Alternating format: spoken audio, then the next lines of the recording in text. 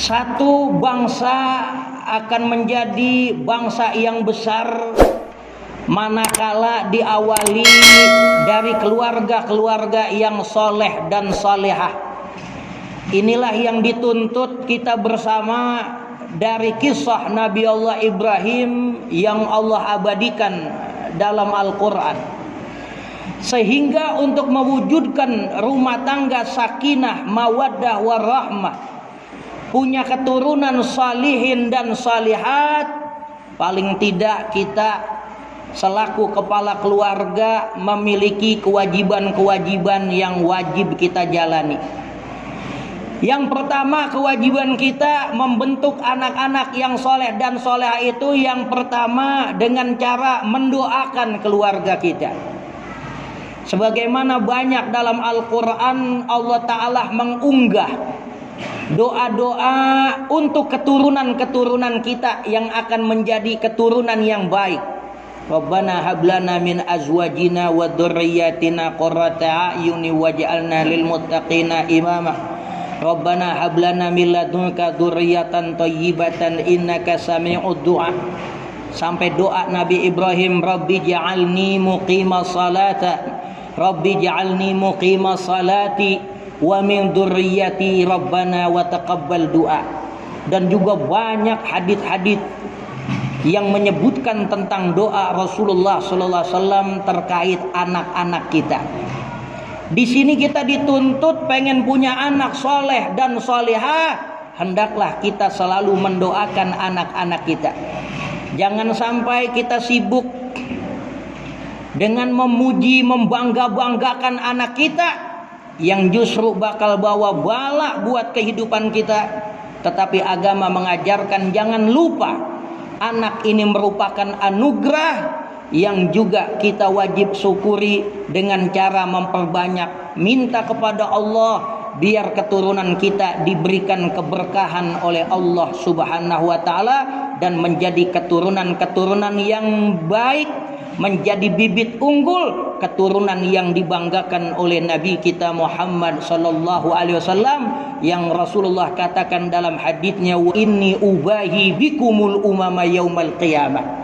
Nanti saya akan banggakan kalian di hadapan para nabi-nabi terdahulu, di hadapan Allah Subhanahu wa taala.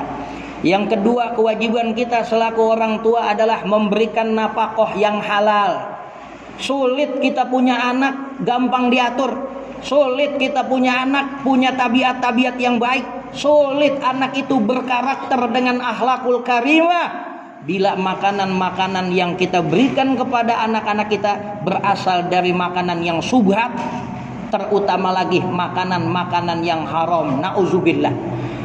Al-Imam Al-Habib Abdullah bin Alawi Al-Haddad radhiyallahu an dalam kitab Risalatul Muawanah wal Mudahara menyebutkan sebagaimana makanan yang kita konsumsi mampu menguatkan fisik kita untuk bekerja, makanan itu juga mampu membentuk tabiat, karakter, ideologi terhadap seseorang.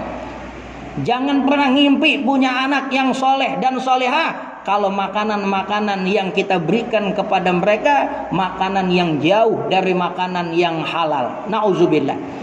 Yang ketiga, kewajiban kita selaku orang tua kepada anak-anak kita adalah memberikan pendidikan agama secara maksimal. Kita sekolahkan anak-anak kita. Kita masukin pondok-pondok pesantren, kita sekolahkan di yayasan-yayasan pendidikan Islam. Seandainya udah terlanjur masuk sekolah umum, jangan biarkan anak-anak kita enggak belajar lagi kepada para ustadz dan ustazah yang ada di wilayah kita. Mustahil kita punya anak yang soleh dan solehah kalau jauh dari nilai-nilai agama, kalau kita enggak berikan secara maksimal ilmu agama kepada mereka.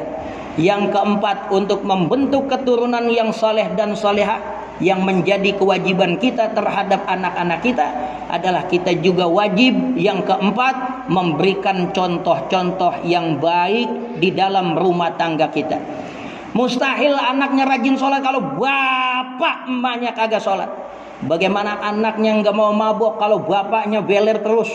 Bagaimana mungkin anak itu jadi anak yang soleh kalau dia miskin? Dari contoh-contoh suri tauladan di dalam rumah tangga. Walaupun kita kasih pendidikan di pondok pesantren, jangan kata di pondok pesantren tuh anak kita suruh belajar di dalam Ka'bah, diajarin sama malaikat Jibril. Tapi begitu pulang itu anak enggak dapat contoh-contoh yang baik dari orang tuanya, maka mustahil anak itu menjadi anak yang berperangai baik, menjadi anak yang soleh dan solehah. Keempat inilah yang wajib kita jalankan buat anak-anak kita, keluarga kita. Bukan hanya mendoakan, bukan hanya memberikan rezeki yang halal, bukan hanya memberikan ilmu pengetahuan agama, tetapi juga kita wajib mencontohkan nilai-nilai agama yang baik dalam keluarga kita untuk anak-anak kita.